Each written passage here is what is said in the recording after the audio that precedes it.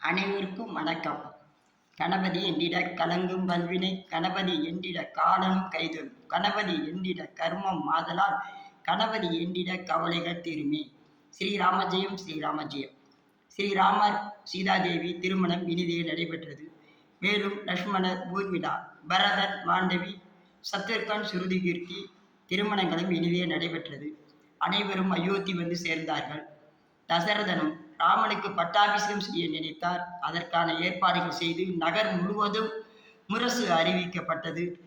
கூனியின் சொல் கேட்டு கையை தசரத மன்னரிடம், தாங்கள் எனக்கு கொடுத்த 2 வரங்களையும் தற்போது நிறைவேற்றி தர வேண்டும் என்று கேட்கிறார். என் மகன் பரதனுக்கு பட்டாபிஷேகம் செய்து வைத்து அவன் நாட்டை ஆள வேண்டும்.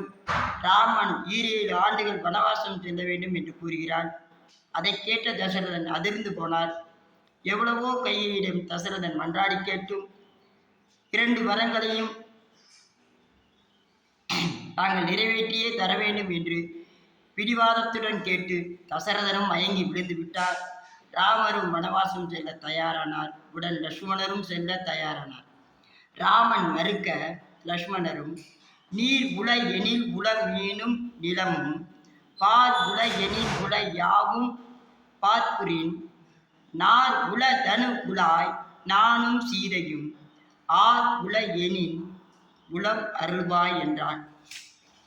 தண்ணீர் உள்ளவரைதான் நிலமும் மீனும் உயிர் வாழும்.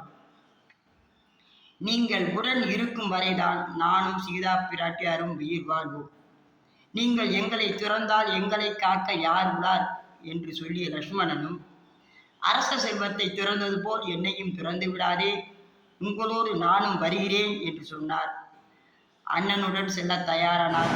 ராமபிரானும், தம்பி கர்மா சக்தி மிகுந்தது, எதுவும் குறுக்கிட இயலாது, சரி வா என்று சொன்னார்.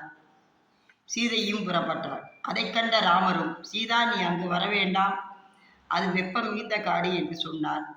நின் பிரிவினும் சுடுமோ பெருங்காடு என்றாள் சீதை. சிங்கம் புலி இவற்றிலிருந்து என்னை காப்பாற்ற நீங்கள் இருக்கும்போது எனக்கு என்ன பயம்? என் தந்தை உங்களை தவறாக நினைக்க மாட்டாரா என்று கேட்டாள்.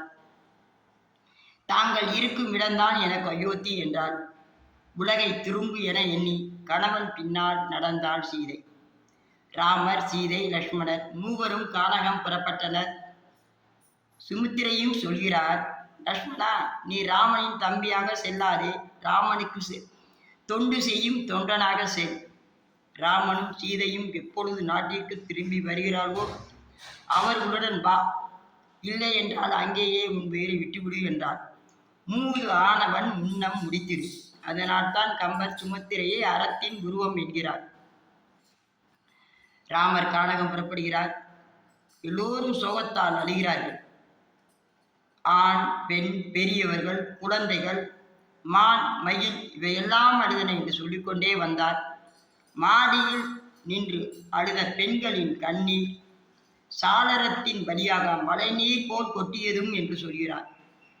பெண்ணின் கர்ப்பப்பையில் இருந்த உயிரும் கூட அழுதது என்கிறார் கம்பர்.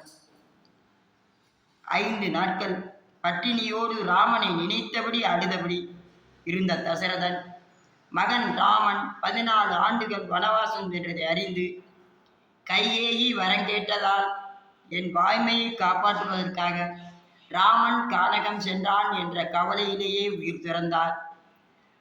அரசவை கூட்டத்தை கூட்டிய பரதன், இது ராமரின் நாடு, அண்ணனுடைய பாதுகையை வைத்து பட்டாபிஷேகம் செய்யும்படி வசிஷ்டரிடம் சொல்கிறார். வசிஷ்டர் உடல் நடுங்கியது. பரதா, உன்னை தேடி வந்த சிம்மாசனத்தையே வேண்டாம் என்று உதறிவிட்டாய். எனக்கு முன்னால் நீதான் பெரியவன், உனக்குத்தான் அந்த தகுதி உண்டு என்று சொன்னார். பரதனை பாதுகைக்கு பட்டாபிஷேகம் செய்து வைக்கிறார். அண்ணன் நாடு திரும்பும் வரை நான் ஆட்சி செய்ய போகிறேன். அதுவும் என் அண்ணன் ராமரின் பாதுகைக்கு அடிமையாக இருந்து ஆட்சி செய்வேன். எல்லோரும் எனக்கு ஆதரவு தாருங்கள் என்று வேண்டிக் கொண்டார்.